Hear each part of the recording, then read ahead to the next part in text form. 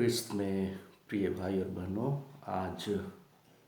पास्का का तीसरा रविवार है। आइए आज हम आज के सुसमाचार पर चिंतन करते हैं। आज के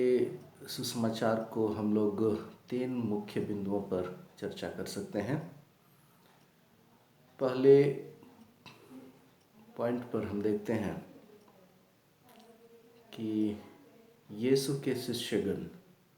जो कि यीशु को अपना गुरु, अपना नेता, अपना अगुआ के रूप में पहचानते हैं और उन्हें अपने बीच में पाकर बहुत ही खुश होते हैं, क्योंकि वही उनका मसीहा के रूप में उनके लिए प्रकट हुए। दूसरे पॉइंट पर हम देखते हैं कि किस प्रकार यीशु ख्रिस्त को याजक वर्ग और अधिकारी उनके बीच से अलग कर देते हैं, दूर कर देते हैं, उन्हें क्रूस की यातना देते हैं और इस प्रकार उन्हें क्रूस मरण के लिए सौंप देते हैं। लेकिन हम देखते हैं कि वही यीशु फिर से पुनर्जीवित होकर उनके बीच आते हैं। और इसलिए हम तीसरे पॉइंट में हम देखते हैं कि जब यीशु के 2 चेले जब इमाउस की यात्रा कर रहे थे, उनकी यात्रा के दौरान पुनर्जीवित प्रभु यीशु उनके साथ चलते हैं और जो कि हताश थे, निराश थे, क्योंकि अपने गुरु को, अपने प्रभु को उन्हें लगा कि अपने बीच से खो दिया और इसलिए वे लोग व्याकुल थे, दुख में थे। इसी दरमियान स्वयं यीशु उनके बीच प्रकट होकर उनके साथ यात्रा करते हैं और उन्हें इस वचन के द्वारा ईश्वर की योजना को समझाते हैं कि प्रभु यीशु को इस प्रकार से दुख भोगना था, क्रूस में मरना था और फिर जीवित होकर, पुनर्जीवित होकर पुनः उनके विश्वास को दृढ़ता प्रदान करनी थी, उनके साथ चलना था कि इस प्रकार फिर से वे नए सिरे से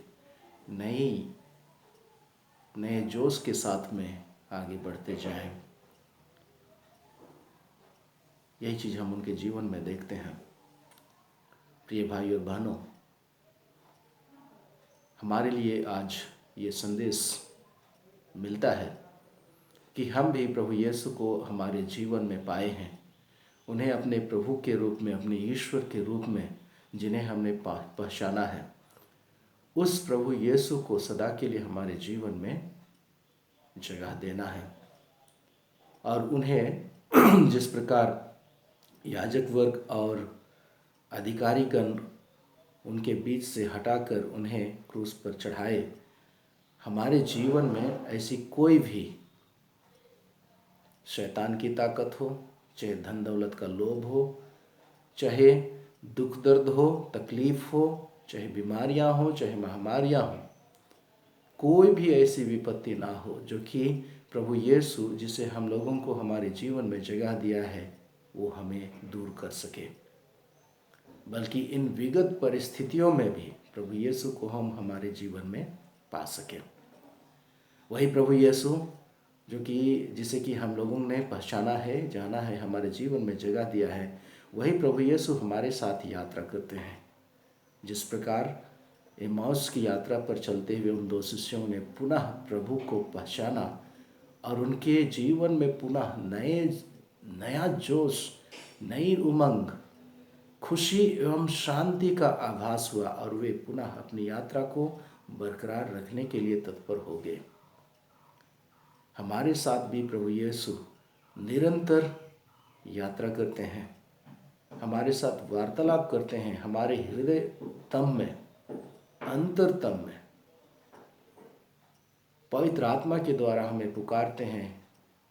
हमारा मार्गदर्शन करते हैं, हमें आगे बढ़ने के लिए प्रेरित करते हैं हमें उस वचन को सुन सकना है,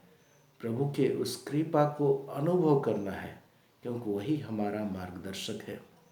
वही हमारे साथ यात्रा करते हैं। और जब हम प्रभु यीशु को हमारे जीवन में सच में अनुभव करते हैं, उनका साथ का अनुभव करते हैं, हमें किसी भी परिस्थिति में, चाहे कोई विपत्ति हो, कोई संकट हो, कोई भी प्रभु यीशु को हमारे जीवन से अलग नहीं कर सकता है। आज आइए